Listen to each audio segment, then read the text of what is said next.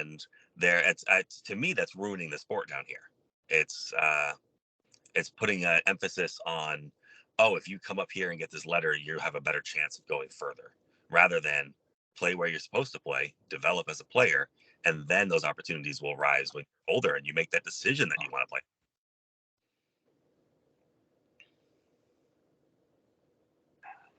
Your mic, Wally. Okay, Mike, go ahead. I'd like you to comment on that, because I was thinking of you, and you've worked both ends of the rainbow here. Go ahead. Yeah, and I've always come full circle a little bit to say I don't think it's diminishing the sport as much as eliminating the sport. Like, the best kids still become the best kids. Like the AAA kids, whether everyone's AAA, right? The best kids that are now on all these mixes still, continue to be the best kids. And what's happening, though, it's eliminating the sport for so many others. And this whole, growing the game idea, or expanding the game, or giving the game an opportunity for players that like, listen, I work in the sport of hockey, and I couldn't afford the top level program in my town. There's zero way I could do it, because I just can't do it. I mean, who has the time? I don't understand how people even get the opportunity to travel to Chicago 5 times in a winter, and leave on school and leave on a Wednesday night and come back on a Sunday night. It just, like, to me, it doesn't make sense. And I think the side that we all, that I say us, but the governing bodies really have fallen and failed at, is not establishing a set of guidelines that people have to abide by, and then you can go join that league. And if you don't want to join that league, then go do your own thing. But putting all the resources into the programs that benefit the most kids, as opposed to continuing to put money into programming that only benefits the few. And that's just really, and to me, that's really where we, in the U.S., I know with the U.S., the way we're structured, that's where it's really hurt the most. I don't see the game growing. I see kids succeeding, but I don't really see the game expanding like soccer or lacrosse, or where everyone plays. Like, what kid in the U.S. doesn't play soccer? Every single kid plays soccer at some point. It's because it's not, and it's not just we're manufacturing the costs. Like, we're making these costs happen. They don't have to happen. Peter. Yeah, Dan, what age levels are those teams popping up at? So 12U's the first the first year you can be a AAA player is at the 12U level here. So double and AAA start in California, in at least Southern California. I believe it's all of California is the 12U level. So are there established above beyond that yet? Are there established bantam? Yeah. U16 all the way up. And Yep. what are they? Lack of a better way to put it, what are they selling the parents? Like, what's? Well, telling the parents, junior hockey, because the USPHL expanded out here, so Junior Reign and the Kings are kind of getting into it, and so out here it's more of the college path, which I think is a great path to sell the college path, but really it's becoming this. You're not going to get anywhere if you don't play at that level, and you need to play that level now. Where you talk to former pros or people that play in junior now, and you have so many stories of, oh, I didn't play double or triple until I got to 14, 16U, when I really knew I was committed. This is where I wanted to go. The message out here is like, you need to do that in Pee Wee, otherwise the Bantam team's not going to even bother looking at you, and you have to get your hooks in. Otherwise, it's so that puts a program like mine. Like, we don't even offer a AAA program. If you're so good, you're ready for AAA, and we really truly believe that, we'll then send you to a AAA program. But the cost associated, the ice time associated, doesn't make sense for a smaller program like ours. And it doesn't make sense because in Southern California, there's 2 teams that made the cut to continue on for the season. And Like they just have to travel all over the country to play because you can't just play each other all the time. And Northern California sells AAA, and Northern California hockey is very lackluster, unfortunately. But then you got the Sharks up there, and they're doing the same thing. They're selling, come to our program, we'll get you on a AAA team. We'll get you on a AAA team.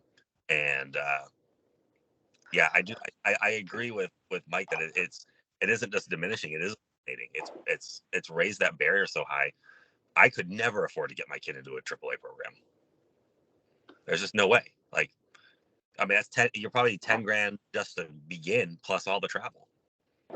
What has that done for your enrollment in your program? What has that done to your enrollment? It cuts our legs off at a slight, like as you're entering Bantam.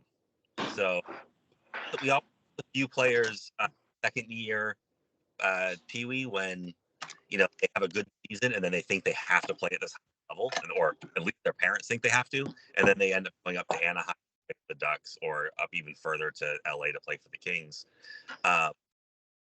But it gives us it makes it harder even at that, like, because I spent my summer trying to recruit kids onto my team or hold kids onto my team that thought I need to be playing AA. And you talk to the parents and say, why? And it's because, well, this program, we went and skated with them and they told me if I join that program, I can definitely make their AAA team next year. And so we're always trying to sell ourselves. And we kind of just stuck to our guns and said, I think Mike, we talked about this in the call yesterday, like that question of how do you keep kids that want to leave? Half the time we just don't. If they come to us and say, I need to be a AA player, and then I'm going to go to the Ducks, I don't, and we're just like, okay. We've got kids that I mean, we all have kids on our teams that want to be on our teams, and I'll invest in your development if you want to stick around and you're not chasing an NHL dream at 12. Or your parents aren't chasing your NHL dream at 12, I should say. Sammy Joe. Yeah, Dan, I love your mentality. It's so refreshing in hockey to hear that. Two things. One is, I don't know if anybody listened to any of the induction speeches on Monday night, but the majority of the players talked about how they played so many different sports growing up and thanked a lot of the coaches from those other sports. I thought that was really valuable. And from the top down, making people realize that it wasn't all about chasing the NHL dream. So that was one. The other thing, on Tuesday, as part of the induction weekend hosted by the Carnegie Initiative, the GTHL actually hosted a roundtable with all of the major stakeholders in Toronto, people that are running hockey in Toronto. And I'll give the GTHL is the Toronto Boys Hockey, right in the GTHA. And I'll give them a lot of credit. The head of the GTHL felt like his program was broken. Like there's something needs to be done to not only just improve the quality, like the experience for the children, but the price.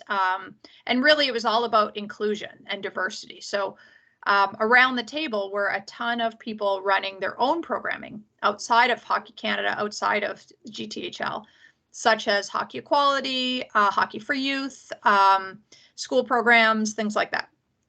And it was amazing to see the difference in the joy of the children from those other programs versus GTHL. And the one thing with the GTHL I didn't realize is that AAA programs are separate from AA programs, which are separate from A programs. So it isn't this sort of hierarchical, you start out at the bottom developing and you move up. It is simply you go and you pay to be a AAA player, or you try out.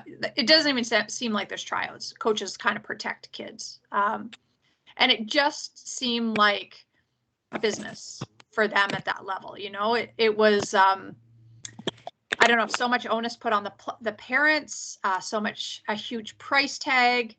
And yet these kids that are playing hockey for $200 a year are finding so much joy in it and, wanting to stay in the game. And it was such a eye-opening experience for what young boys, and there's girls that play in the GTHL too, but what they experience in hockey and why lots of them are done when they're 15 or 16. It was, but I'll give the GTHL a lot of credit. I think they see this and they're really attempting to make changes and to try to figure out how from within to change specifically, well, hockey culture, the scoreboard, all about the NHL. I mean, just so many different factors that we had the conversation about that day. So it was really fascinating. And yeah, it was eye-opening, needless to say. So that's why, Dan, it's refreshing to hear somebody like you that's like, I don't need to keep those kids if they don't want to be here.